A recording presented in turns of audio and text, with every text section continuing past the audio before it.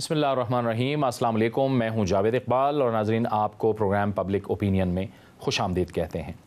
पाकिस्तान ने बिलाखिर IMF के पास जाने का फ़ैसला कर लिया है और ये हमने गुज़िश्ता 2 महीनों से जब ये नई हुकूमत आई है तो हमने देखा है कि हुकूमत बहरहाल पाकिस्तान की इक़्तिसादी हालत के बारे में गुमगू का शिकार थी, लेकिन अब बाकायदा तौर पर पाकिस्तान ने IMF से रब्ता कर लिया है और IMF के पास जाने का ये फ़ैसला बाकायदा मुशावरत के बाद किया गया है।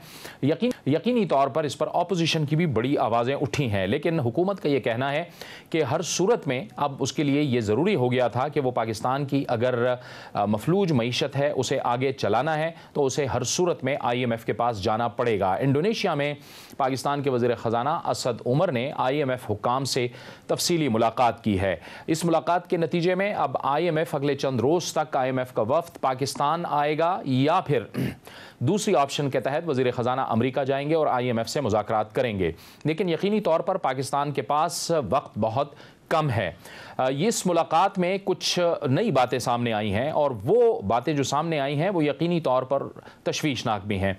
IMF हमेशा से ये कहता रहा है कि पुराने कर्ज़ों के हवाले से भी उनको तफसीलात मुहैया की जाएं।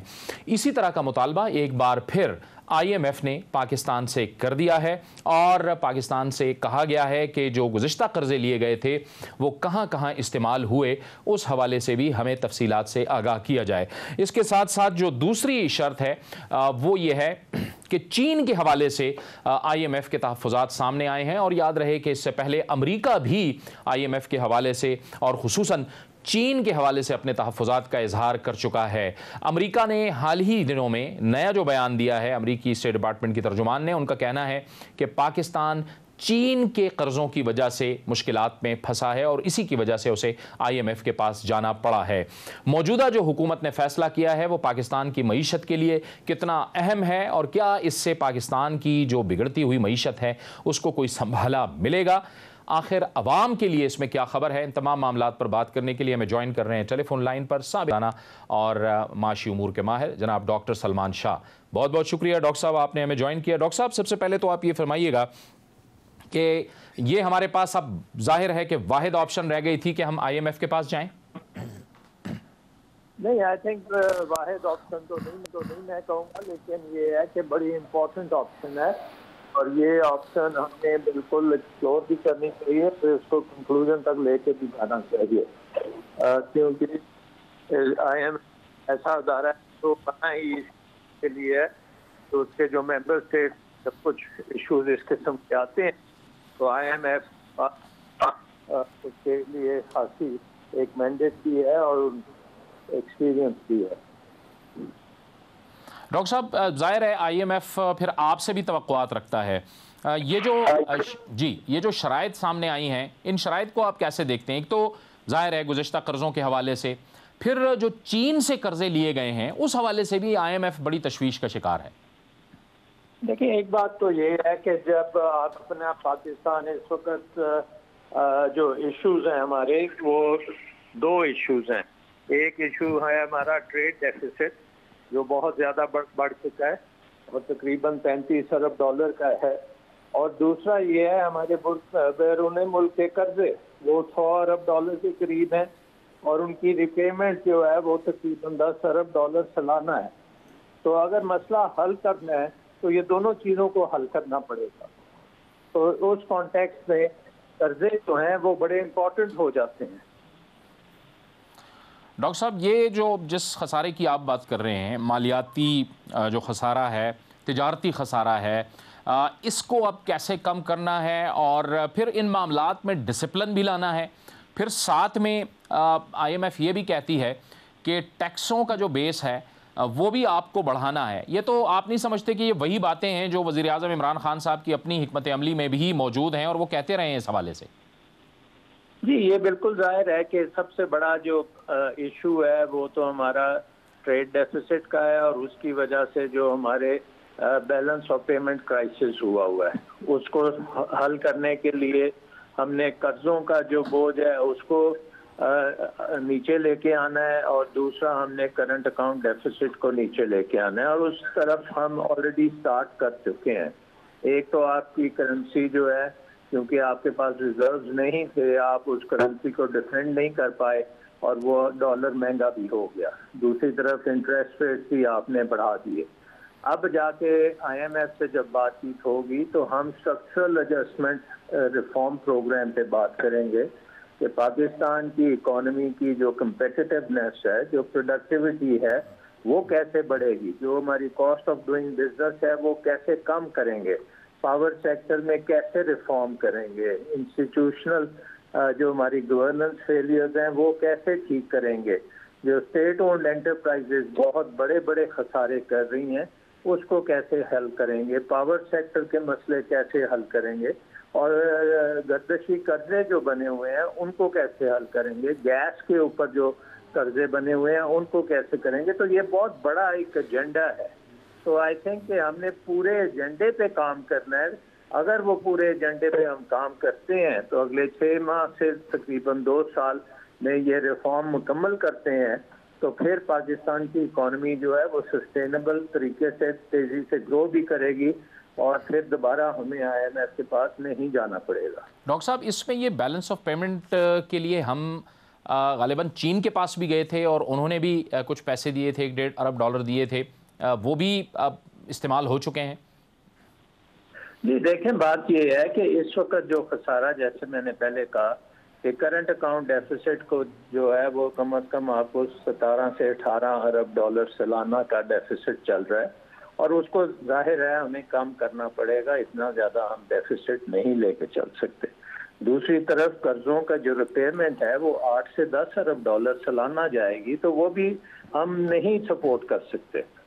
सो लोन्स की रीस्ट्रक्चरिंग और रीशेड्यूलिंग करनी पड़ेगी, आपको करंट अकाउंट डेफिसिट कम करना पड़ेगा और बाकी जो रिफॉर्म्स हैं वो इसलिए करनी पड़ेंगी कि आपको दोबारा ये मसले बार बार हल ना हो, दोबारा वापस ना आ जाए, तो उनका आपने हल ढूंढना है। तो इमरान खान साहब का भी यही स्लोगन था कि रिफॉर्म्स करनी है, गवर्नेंस बेहतर करनी है, अदारों को ठीक करना है और बहुत बड़ा एक आइटम है इसमें कि करप्शन को ख़त्म करना है, क्योंकि करप्शन ने भी हमें बहुत अंदर से ख़राब किया और अदारों की जो तबाही है उसमें करप्शन का भी बहुत बड़ा हाथ है।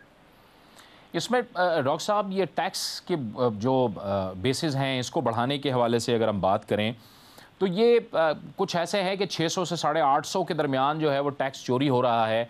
वहाँ भी आपको और FBR को बड़े मौसर इक़दाम करने हैं कि इन लोगों को आप लाएं, क्योंकि हम देखते हैं कि टाइम दिया जाता है फाइलर्स के लिए, लेकिन कुछ ही लोग आ पाते हैं और उसके बाद आपको दोबारा से एक मज़ीद टाइम देना पड़ता है। तो टैक्स के हवाले से भी आपको वो रिफॉर्म्स करनी है। जी, हमारा टैक्स का निज़ाम जो है ना वो बिल्कुल ख़राब हो चुका है और आपको पता है कि एक इंटरनेशनल कंपैरिजन है जिसमें हमारे position ease of paying taxes जो है 172 नंबर है।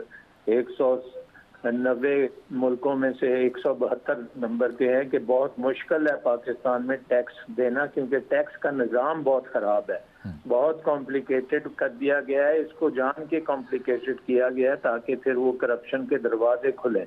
तो हमने इसको सिंप्लीफाई भी करना है, इसके टैक्स रेट को कम भी करना है, हमने जो पॉलिसीज हैं उनको ग्रोथ की तरफ लेके जाना है ताकि सरमायाकारी का प्रमोशन हो और टैक्स नेट जो है वो भी बड़ा करना है। तो खासी चीज़ें करने की ज़रूरत है और सबसे बड़ी चीज़ जो अब हमें देखनी पड़ेगी वो ये है कि पाकिस्तान में अगर सोल्यूशन है प्रॉब्लम का तो वो इन्वेस्टमेंट है और इन्वेस्टमेंट के लिए हमें फैसिलिटेशन करनी पड़ेगी। और जैसे आजकल बड़ा ये चल रहा है कि वोट को इज्जत दो, तो मैं कहता हूँ इन्वेस्टर को इज्जत दो।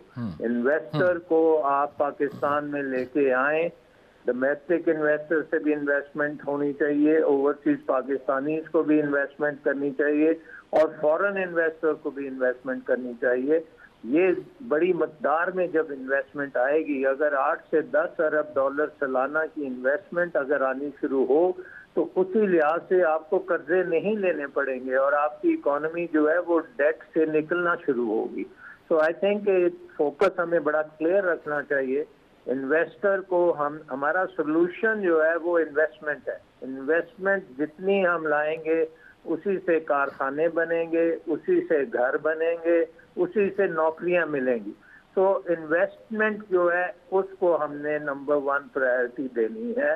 तो फिर हमें IMF का प्रोग्राम भी जल्दी खत्म होगा, पाकिस्तान की इकॉनमी की रिकवरी भी जल्दी होगी। लेकिन डॉक्टर साहब, सरमायाकारी के लिए आपको ऑपरेशन भी सादा करना होगा, वन विंडो ऑपरेशन करना होगा। फिर अगर वो भी टैक्स दे रहे हैं तो वो टैक्स देने वाले और टैक्स लेने वालों के दरमियान जो एतमाद का एक फुकदान है उसको भी खत्म करना होगा ना। बिल्कुल बिल्कुल, ये सारी चीजें करनी पड़ेंगी आपको। रेगुलेटरी जो बर्डन जिसे हम कहते हैं कि ओवर रेगुलेटेड इकोनॉमी को, रेगुलेशन को कम करना पड़ेगा।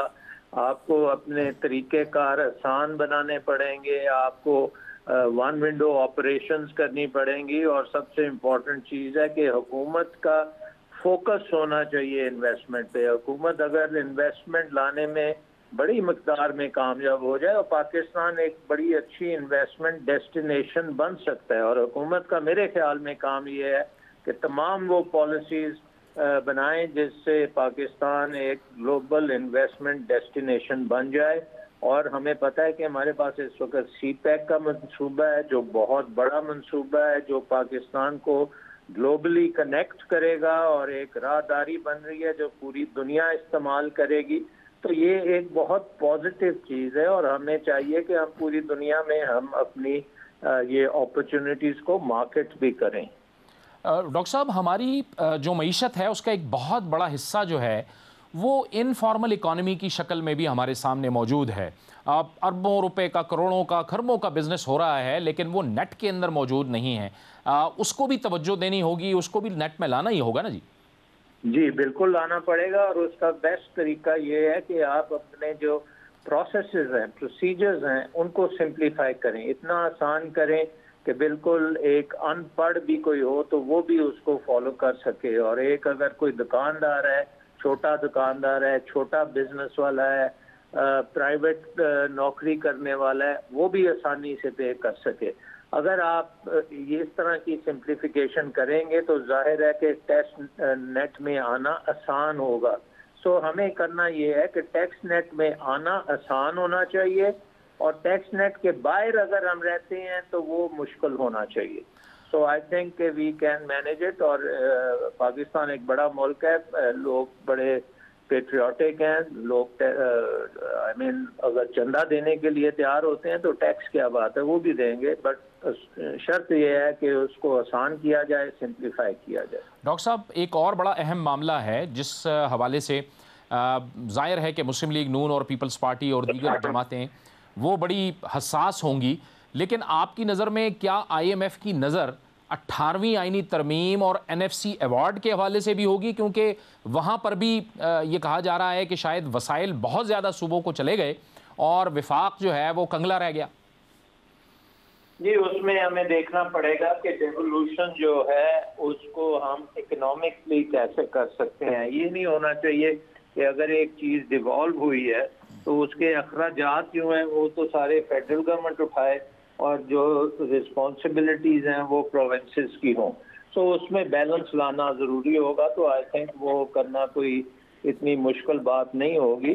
टेक्निकली स्पीकिंग जो अदारे हैं, लोकल गवर्नमेंट है, प्रोविंशियल गवर्नमेंट है, फेडरल गवर्नमेंट है, इन सारों के रोल्स जो हैं वो बड़े क्लियर हैं कॉन्स्टिट्यूशंस में और उन रोल्स के मुताबिक उनको एलोकेशन करनी ज़रूरी है और वो हो भी सकती है। डॉक्टर साहब, एक अहम सवाल पाकिस्तान की आवाम के लिए, क्योंकि हमने देखा है कि कुछ महंगाई हुई है, गैस महंगी हुई है, बिजली के हवाले से बातें हो रही हैं और अब फिर IMF के पास भी हम जा रहे हैं। ये जो रुपया गिरा है, यानी डॉलर ऊपर गया है, रुपया गिरा है, ये जो महंगाई हुई है, ये हमने इक़दामात कर लिए हैं या अभी हमें मज़ीद भी करने होंगे और आवाम महंगाई के झटके के लिए तैयार रहें? जी, आई थिंक क्योंकि आपके पास बहुत बड़े गर्दिशी कर्जे हैं, आपके पास गैस के पुराने कर्जे बहुत चल रहे हैं, इनएफिशिएंसीज अभी तक बहुत ज़्यादा हैं, स्टेट ओन्ड एंटरप्राइजेस की इनएफिशिएंसी सारी उसी तरह खड़ी हैं। तो अभी तो ये पहली किस्त भी है और इसके बाद अगर हमने इन चीज़ों को ठीक कर लिया तो अब बतदरीज इनका बोझ कम होता जाएगा। लेकिन अगर ठीक करने में देर करेंगे ताख़ीर करेंगे तो ये बोझ बढ़ता भी चले जाएगा। और ऊपर से अगर दुनिया में तेल की कीमतें ऊपर चली गई तो और मुश्किल हो जाएगी, अगर तेल की कीमतें नीचे गिर गई तो कुछ आसानी हो जाएगी। और ये 10 सालों के कर्जे के हवाले से जो वज़ीर-ए-आज़म इमरान खान साहब ने कहा है कि इसका ऑडिट करवाया जाए, ये भी आप समझते हैं कि बेहतर फैसला है? आई थिंक पार्लियामेंट को ये करना चाहिए और इसको बाई पार्टीजन तरीके से इसको इन्वेस्टिगेट करें तो सामने आएगी कि इस कर्जों में बहुत सी मिस गवर्नेंस भी थी, गलत पॉलिसीज भी थी और हो सकता है बीच में चोरी भी हो। तो आई थिंक ये हमें एज ए नेशन करना चाहिए और मेरे ख्याल में अच्छा इक़दाम है और इसको पॉलिटिकल जो हमारे मेंबर्स हैं नेशनल असेंबली के वो इन्वेस्टिगेट करें। बहुत बहुत शुक्रिया डॉक्टर सलमान शाह साहब आपका। खजाना डॉक्टर सलमान शाह का कहना था कि वज़ीर-ए-आज़म इमरान खान ने जो गुज़िश्ता 10 साल में जो कर्ज़े लिए हैं उस हवाले से जो ऑडिट का फ़ैसला किया है वो यकीनी तौर पर दुरुस्त है, क्योंकि वो पैसा कहाँ लगा ये पाकिस्तान की आवाम का जानने का हक़ है। लेकिन ये सारे मामलात जो हैं वो पार्लियामान से ही होने चाहिए, पार्लियामान ही के ज़रिए से होने चाहिए। उनका कहना था कि पाकिस्तान ने IMF के पास जाने का फ़ैसला किया है, ये वाहिद ऑप्शन नहीं था, इसके अलावा भी और ऑप्शंस हैं। पाकिस्तान के हुकाम और पाकिस्तान के जो इदारे हैं वो मुल्क के अंदर भी बहुत से ऐसे इक़दाम ले सकते हैं कि जिससे पाकिस्तान का जो तिजारती खसारा है उसको भी कम किया जा सकता है। इसके साथ साथ बहरहाल पाकिस्तान की मौजूदा हुकूमत के जो इब्तदाई 2 साल होंगे, आने वाले जो 2 साल होंगे वो मईशत के लिए इतने आसान नहीं होंगे, वो यकीनी तौर पर मुश्किलात होंगी। लेकिन अगर पाकिस्तान बेहतर तरीके से और डिसिप्लिन से मईशत को दुरुस्त कर पाता है तो यकीनी तौर पर आने वाले दिनों में पाकिस्तान के अवाम के लिए हालात बेहतर होंगे। एक ब्रेक का वक्त हुआ चाहता है। एक ब्रेक के बाद हम आपको बताएंगे कि सुप्रीम जुडिशल काउंसिल ने एक अहम फैसला किया है। इस्लामाबाद हाई कोर्ट के सीनियर जज जस्टिस शौकत अजीज़ सिद्दीकी को बरतरफ कर दिया है। एक और फैसला पेशावर में हुआ है। मोहम्मद अजीम आफरीदी को भी कोड ऑफ कंडक्ट की खिलाफ वर्जी पर जबरी रिटायर्ड कर दिया गया है। एक ब्रेक के बाद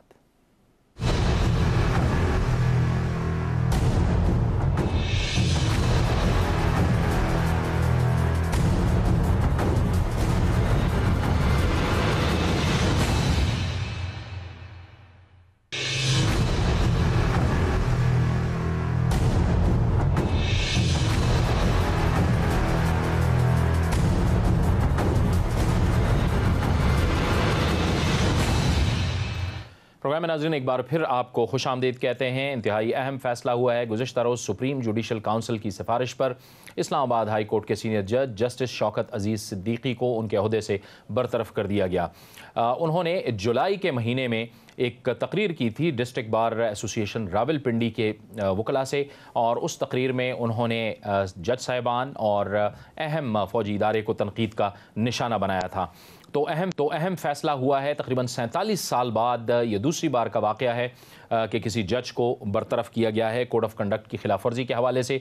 दूसरी जानिब पेशावर हाई कोर्ट से भी एक एलामिया और नोटिफिकेशन जारी हुआ है जिसमें वहाँ के एक डिस्ट्रिक्ट एंड सेशन जज मोहम्मद अजीम आफरीदी को भी कोड ऑफ कंडक्ट यानी ज़ाब्ते अखलाक की खिलाफ वर्जी करते हुए जबरी रिटायर कर दिया गया है।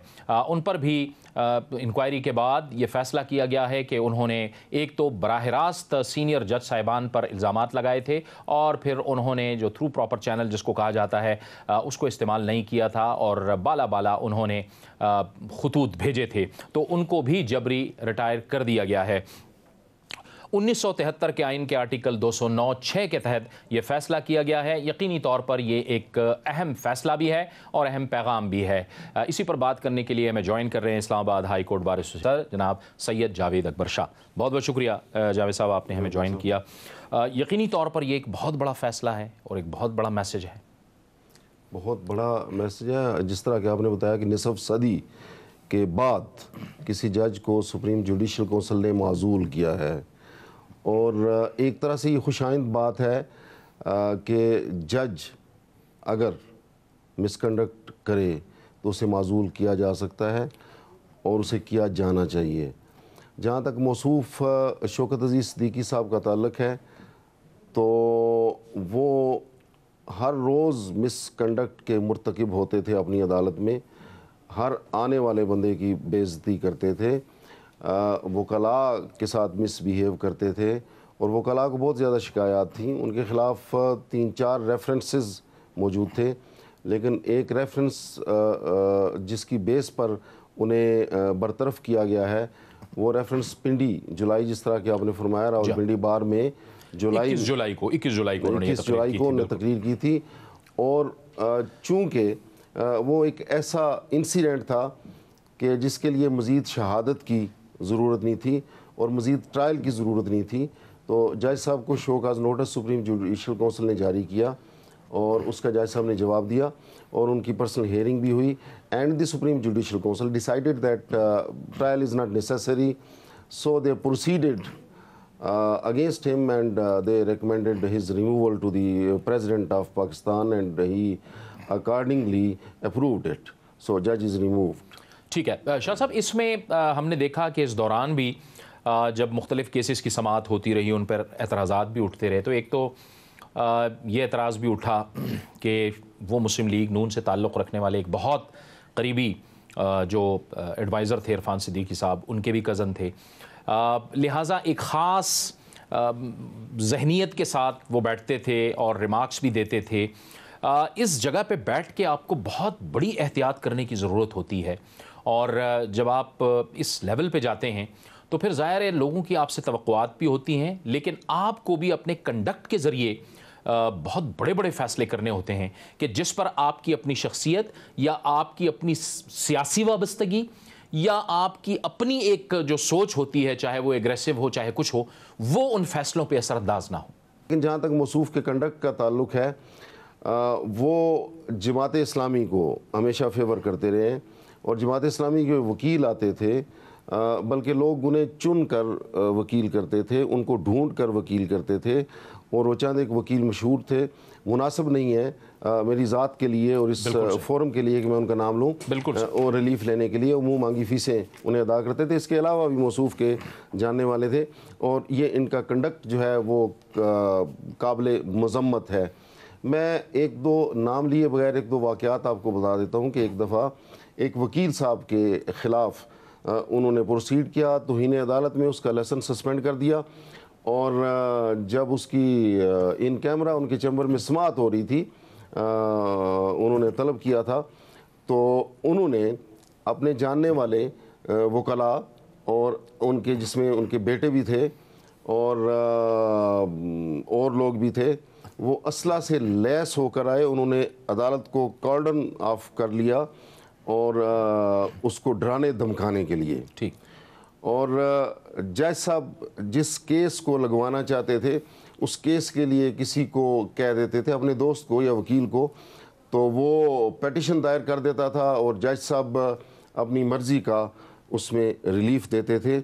फॉर एग्ज़ाम्पल पिछले दिनों एक मेरे जहन में बात आ रही है कि F11(3) की एनक्रोचमेंट्स के बारे में, जो पुराने सन्स ऑफ साइल थे उनकी एनक्रोचमेंट्स के बारे में एक शख्स ने उनके पास पेटिशन फाइल की और मौसूफ ने वो एनक्रोचमेंट्स हटा दी and the case is still pending. ठीक, केस इज स्टिल देयर। मौसूफ की आदत होती थी कि बहुत सारे केसेस में वो फैसले से पहले इम्प्लीमेंट करवा देते थे। This is unfair, unbecoming of a जज, दिस इज़ शेयर मिसकंडक्ट। जज साहब को फैसला करना चाहिए और फैसला अगर गलत हो तो एग्रीव पार्टी को ऊपर ICA या सुप्रीम कोर्ट में अपील करनी चाहिए। लेकिन मौसूफ जो है वो केस पेंडिंग रख के एडमिनिस्ट्रेशन को और मुतलका इदारों को कहते थे कि इस तरह कर दिया जाए और वो कर देते थे और पिटीशन स्टिल पेंडिंग होती थी। इसमें शाह साहब ये सुप्रीम जुडिशल काउंसिल का एक मुत्तफ़िक़ा फ़ैसला है। इस फ़ैसले के नतीजे में एक ये तासुर भी ख़त्म हो गया कि अदलिया में एहतसाब नहीं है, यानी इतना बड़ा फ़ैसला हुआ है कि ये तासुर भी ख़त्म हो गया कि एहतसाब जो है वो क्रॉस द बोर्ड है, चाहे वो जो भी है लेकिन उसका एहतसाब होगा। जी हाँ, ये खुशाइंद बात है और मैं चीफ जस्टिस ऑफ पाकिस्तान जनाब मोहतरम काबिल इज़्ज़त मियाँ साकिब निसार को अप्रिशिएट करता हूँ, उन्हें सलाम पेश करता हूँ, क्योंकि वो उस सुप्रीम जुडिशल काउंसिल के हेड थे जिसने ये फ़ैसला किया है और इससे एक अक्रॉस द बोर्ड, जिस तरह आपने कहा, मैसेज गया है कि जजेस जो हैं वो अपने मनसब की अहमियत को और मनसब की सेंसिटिविटी को मद्देनज़र रखते हुए ऐसा कोई काम न करें जो उनके शयान शान नहीं है। और इससे जजेस के लिए आने वाले वक्तों में एक एग्जाम्पल सेट हुई है और बहुत से वकीलों के लिए भी और जजेस के लिए भी इसके मस्बत असरात मुरतब होंगे। जावेद शाह साहब, अभी थोड़ी देर पहले चीफ जस्टिस साहब जनाब मियां साकिब निसार साहब ने लाहौर में वकला की एक तकरीब से खिताब किया है और वहाँ उन्होंने बड़ी अहम बातें की। वो कहते हैं कि माशरे में अदलिया को आला मकाम हासिल है। उन्होंने जज साहिबान से भी ये दरख्वास्त की है कि आप उतना काम करें जितनी आप तनख्वाह ले रहे हैं। वो चूँकि इस बात से शदीद तशवीश का शिकार हैं कि फ़ैसलों में ताख़ीर हो रही है, अवाम भी यही चाहती है कि फ़ैसलों में ताख़ीर हो, और जनाब चीफ जस्टिस ऑफ पाकिस्तान से अवाम की यही तवक्कुआत हैं कि वो इन मामलात को भी आगे बढ़ाएं। आज उन्होंने कहा कि एक जज पर यौमिया 55,000 रुपये खर्च हो रहा है, और उन्होंने दूसरी तरफ जो कमज़ोरी है उसका भी जिक्र किया कि खातून को 61 साल बाद अपना घर मिला, यानी अपना हक मिला। वो ये कहते हैं कि जब जज साहिबान अपनी ज़िम्मेदारी पूरी नहीं करेंगे तो फ़ैसलों में ऐसी ही ताख़ीर होगी। और अहम बात जो उन्होंने एक दूसरी की है वो ये भी की है कि जो फ़ैसले आप जल्दी करें, ज़्यादा से ज़्यादा फ़ैसले करें, बेहतर अंदाज में फ़ैसले करें। जो आप कम फ़ैसले करेगा उन जजेस का भी एहतसाब होगा। ये कितनी अहम बात है आपके ख्याल में? सर, दो बातें नुमायां हैं आपकी। तो आपने जो बात पॉइंट आउट की है, एक बात तो ये है कि 61 साल बाद एक खातून को मकान मिला। बाज़ औक़ात ये जजेस के वकला के बस में नहीं होता।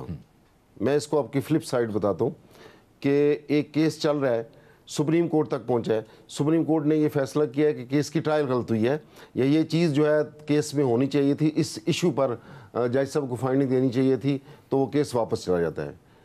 वो दोबारा अनदर राउंड ऑफ लिटिगेशन शुरू हो जाता है, और इस तरह 2, 3, 4 हो सकते हैं। बाज़ औक़ात जजों के बस में ये नहीं होते। ये चीज़ मद्देनज़र रखते हुए और इसमें जजों की और वकला की मजबूरियाँ they can not help it out. और जहाँ तक ताल्लुक़ है, आपने कहा कि जजेस तनख्वाह लेते हैं। चीफ साहब ने फरमाया, चीफ साहब चूँकि चीफ जस्टिस ऑफ पाकिस्तान है, हमारे सबसे बड़े हैं, और मैं एडमिट करता हूँ कि वो इस टाइम पाकिस्तान के जो चंद एक बड़े कानूनदान हैं और कानून को समझने वाले हैं, जुडिशल इंसाइट और लीगल एक्यूमन के मालिक हैं, वो चीफ जस्टिस ऑफ पाकिस्तान मियां साकिब निसार साहब हैं। मैं सिर्फ ये गुजारिश करूँगा कि ये बात कहना कि जजेस को तनख्वाह मिलती है और उन्हें इंसाफ करना चाहिए, जजेस के इंसाफ का तनख्वाह के साथ कोई ताल्लुक नहीं है। मतलब एक एहसास की बात है जो शायद वो जजेस जो है, जजेस को तनख्वाह कम मिले या ज़्यादा मिले, सर, जजेस वो जजी के मनसब को उन्होंने कबूल किया है, तो दुनिया के लालच से बालातर होकर उन्हें इंसाफ करना चाहिए। ये खुदाई वस्फ है इंसाफ करना। और जब जज एक फ़ाइल पढ़ के चीज़ों को अप्रिशिएट करके फ़ैसला करता है, तो उसकी कैफियत ये होनी चाहिए कि उसके और अल्लाह के दरमियान में कोई चीज़ नहीं है, उस पर कोई प्रेशर नहीं है। ठीक है।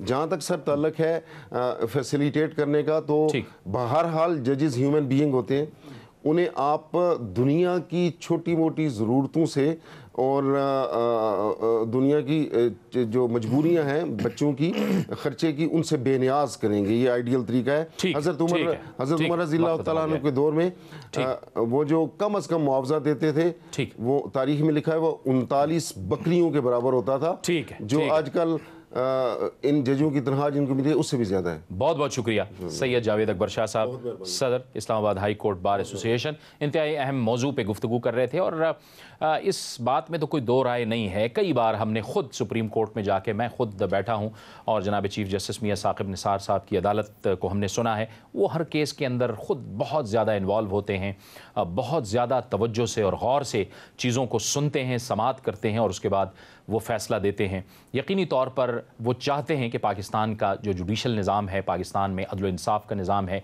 उसमें मज़ीद बेहतरी आए। और जो एक अवामी राय बनती जा रही है कि शायद केसेस में बहुत वक्त लगता है, वो कोशिश कर रहे हैं कि लोअर जुडिशरी तक भी ये पैगाम पहुँचाएँ कि केसेस के फ़ैसले जल्द अज जल्द करें, ताकि लोगों को इंसाफ वक्त पे मिले। ब्रेक का वक्त हुआ चाहता है और ब्रेक के बाद एक इंतहाई अहम मौजू वज़ीर आज़म इमरान खान ने अमली इक़दामात करना शुरू कर दिए हैं। फ़ाटा के इंज़माम के हवाले से आपने देखा कि गुज़िश्ता हुकूमत में पार्लियामान के अंदर यह कानून पास हुआ कि फ़ाटा के कबायली इलाके अब खैबर पख्तूनख्वा का हिस्सा होंगे। अमली तौर पर क्या इंतज़ामात हो रहे हैं, इसका फ़ैसला किया है वज़ीर आज़म इमरान खान ने। आज फ़ाटा के सेनेटर से भी मुलाकात हुई है। दूसरी जानिब IG खैबर पख्तूनख्वा की जानिब से सिविल इंतज़ामिया को भी एक अहम तरीन ख़त गया है जिसमें इन अमली इक़दामात का जिक्र है। एक ब्रेक के बाद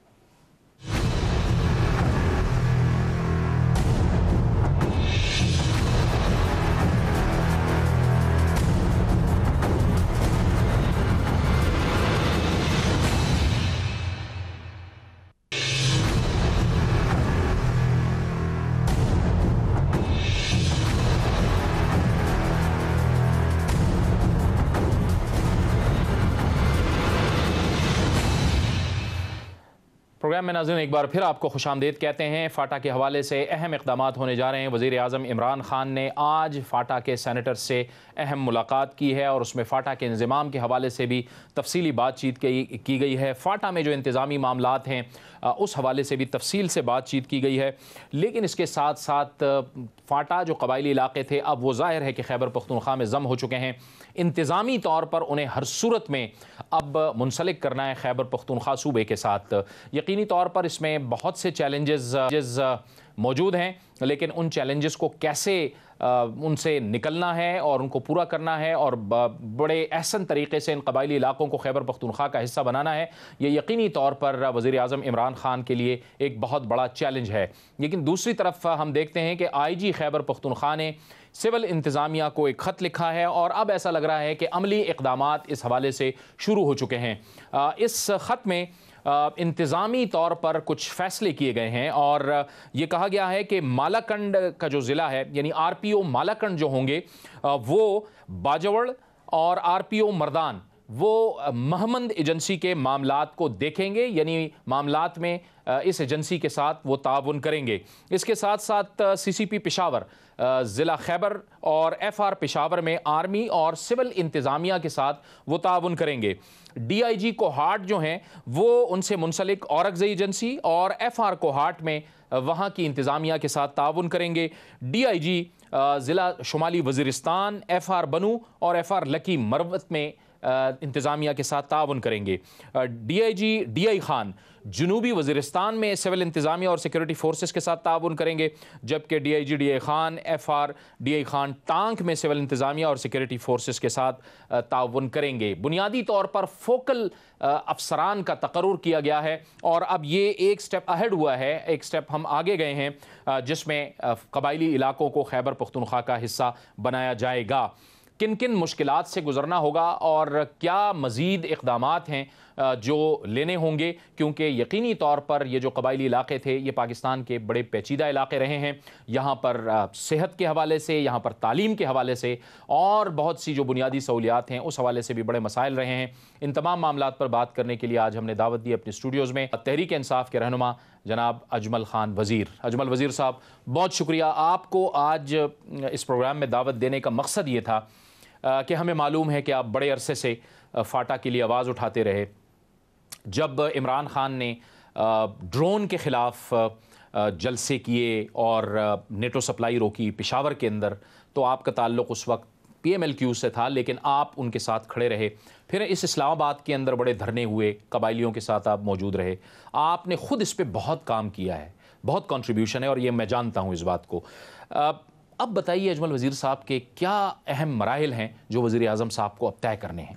देखिए जावेद साहब, जैसे आपने बताया कि इस हवाले से सिर्फ मेरा नहीं है, आपका और आप जैसे हमारे जो दोस्त हैं TV एंकर से, आप लोगों का भी बहुत बड़ा कंट्रीब्यूशन है। उस वक्त तो फ़ाटा पे कोई बात भी नहीं करता था। इफ़ यू रिमेंबर, जिस वक्त आप परेड ग्राउंड में इस पर प्रोग्राम कर रहे थे ड्रोन के ख़िलाफ़, जब इधर कर रहे थे, और फिर जब खान साहब 2011 में था जो हयाताबाद में जो धरना था उस पर हम दोनों मौजूद थे।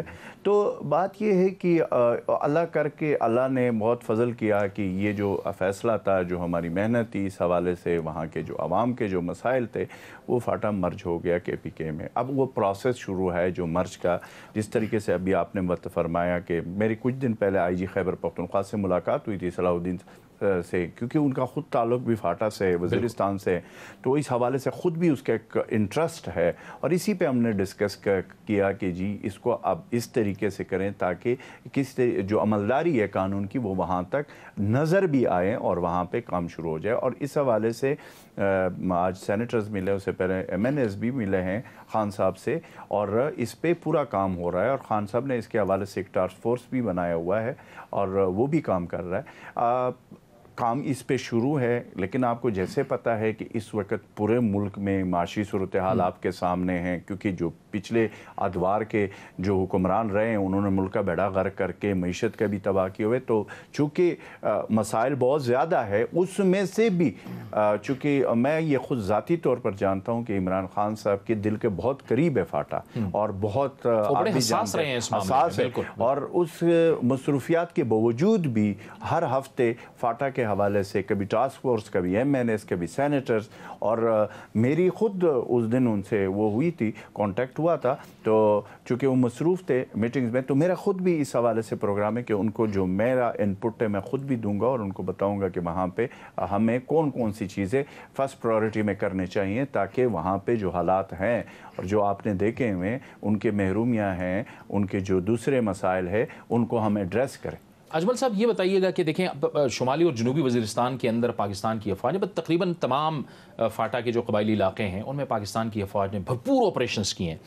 न सिर्फ वहाँ पे ऑपरेशन किए हैं, वहाँ से जो टेररिस्ट एलिमेंट्स हैं इनको वहाँ से ख़त्म किया है, बल्कि वहाँ काम भी बहुत किए हैं। यानी जनूबी वज़ीरिस्तान, शुमाली वज़ीरिस्तान के अंदर हम देखें सड़कों का जाल बिछा हुआ है, वहाँ पे स्कूल, कॉलेजेस और बिज़नेस करने के लिए जो मार्केट्स हैं उस पर भी बड़ा काम हुआ है।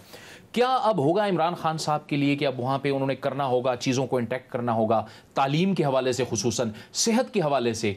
हम उस दिन भी हमने एक प्रोग्राम किया इस पे, और हम देख रहे थे कि ऑपरेशन के दिनों के बावजूद वहाँ पे जो गर्ल्स स्कूल थे वो खुले हुए थे, और लोग बावजूद तहफ़्फ़ुज़ात के वो बड़ी खुशी से अपने बच्चों को स्कूल भेज रहे थे।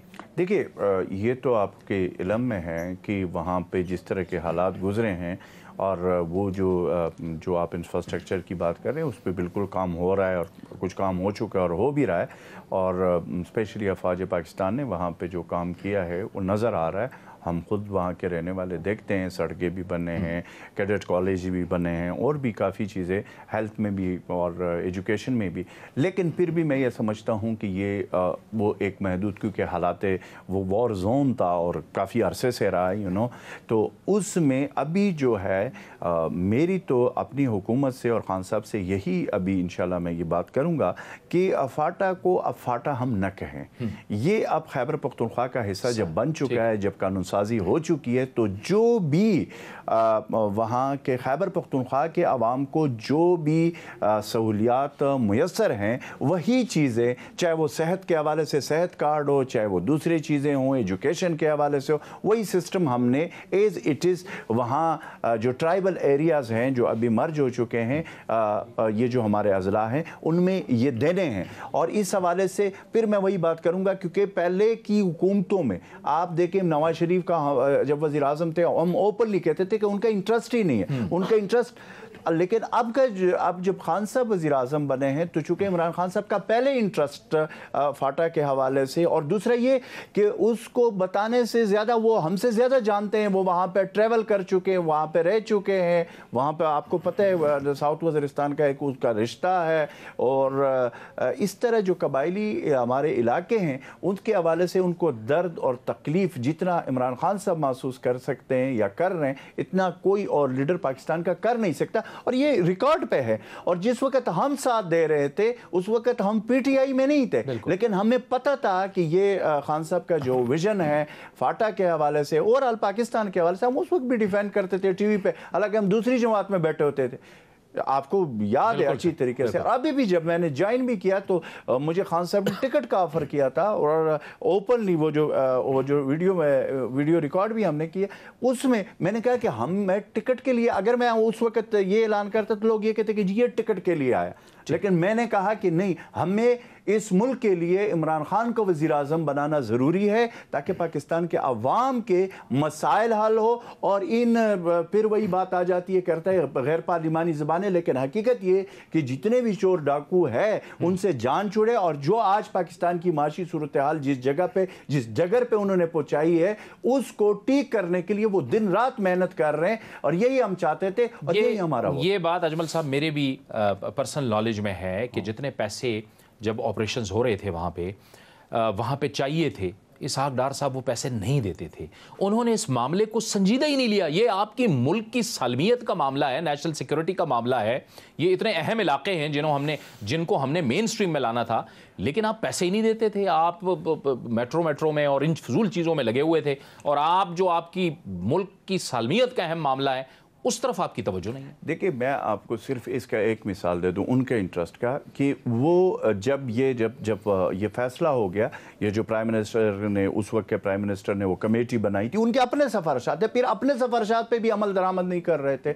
अगर आपको याद हो, वो इसलिए कि वो जो 3% NFC अवार्ड में थे वो पैसे नहीं देना चाहते थे। उस पर उन्होंने मेट्रो, ऑरेंज, फलां वही बनाने थे जिसमें उनको किकबैक्स मिलते थे। लेकिन अब बिल्कुल चूंकि मुख्तलिफ हो चुके हैं, हालात मुख्तलिफ हैं और खान साहब प्राइम मिनिस्टर है पाकिस्तान के, तो फाटा के अवाम बड़े मुतमईन है इस हवाले से कि अब उनका कोई पूछने वाला आ गया, अब हालात ठीक करने वाला कोई आ गया, अब जो मसाइल वहाँ पे हैं उनको एड्रेस करने वाला कोई आ गया। और हम उनसे वो हमसे ज़्यादा तकलीफ महसूस कर रहे। ये असल बात होती है। वो जो पहले वाले हुक्मरान थे उनको ये महसूस नहीं हो रहा था, जिसके लिए आप जैसे एंकर्स और हम जैसे सियासी कारकुन आए रोज़ TV पे आकर यही बातें करते थे कि ये सेंसिटिव मसला है, इसको हल करें और इसके हल की तरफ जाए। लेकिन उन्होंने कभी इस चीज़ को सीरियस नहीं लिया। उसकी वजह यह थी कि वहाँ पे उनको MNAs और सेनेटर सीट जो थे वो प्लेट में मिल जाते थे और वो फिर उसका, मैं तो ये कहूँगा कि आगे इन चीज़ों को भी हमने देखा होगा। जैसे माजी में सेनेट के वोट बिक रहे होते थे, आपको पता है जिस तरीके से वहाँ से मैं तो ये चाहूँगा इंशाअल्लाह ताला वो सारी चीज़ें अब ख़त्म होगी। अब ट्रू रिप्रेजेंटेशन वहाँ से आएगी और ट्रू लोग आएंगे। वहाँ के सन ऑफ सॉइल जब आएंगे, ये नहीं कि कोई कारोबारी बंदा हो वो आ जाए और सेनेट का सीट खरीद ले, कुछ चंद MNAs को वो कर ले, और ये सिलसिला अब इंशाल्लाह नहीं रहेगा और नहीं ये चलेगा। ठीक है, बहुत बहुत शुक्रिया अजमल वज़ीर साहब आपका। अजमल वज़ीर कबायलियों की और ख़ासकर शुमाली और जनूबी वज़ीरिस्तान और इसके अलावा भी जो साबिक़ कबायली इलाके थे जो अब खैबर पख्तूनख्वा का हिस्सा बन चुके हैं, उनकी एक मजबूत आवाज़ थे। हमेशा से उन्होंने कबायली अवाम के लिए आवाज़ उठाई है और अहम मामलात पर गुफ्तगू की है और इशूज़ को रेस किया है कबायली अवाम के हवाले से। वज़ीर आज़म इमरान खान यकीनी तौर पर हमें मालूम है कि वो फाटा के हवाले से, कबायली इलाकों के हवाले से हमेशा से इंतहाई हसास रहे हैं और यकीनी तौर पर इनकी अहमियत को समझते रहे हैं। अजमल वज़ीर का यह भी कहना था कि साबिक़ा हुकूमत की जो तवज्जो थी वो इस जानिब कम, यानी नेशनल सिक्योरिटी का मसला था, मुल्की सालमियत का ये मामला था, इस जानिब उनकी हमेशा से तवज्जो कम रही और NFC अवार्ड के तहत जो पैसे मिलने चाहिए थे वो पैसे उन्होंने नहीं दिए। और साबिक़ा हुकूमत की ये नालायकी थी कि वो फजूल प्रोजेक्ट जो आज पाकिस्तान की मईशत पर यकीनी तौर पर बोझ बने हुए हैं और लॉन्ग टर्म के अंदर पाकिस्तान की मईशत के लिए नुकसानदेह हैं, उन प्रोजेक्ट्स की जानिब उनकी तवज्जो ज़्यादा रही है। ये था हमारा आज का प्रोग्राम पब्लिक ओपिनियन से जावेद इकबाल को इजाज़त दीजिए। अल्लाह हाफ़िज़।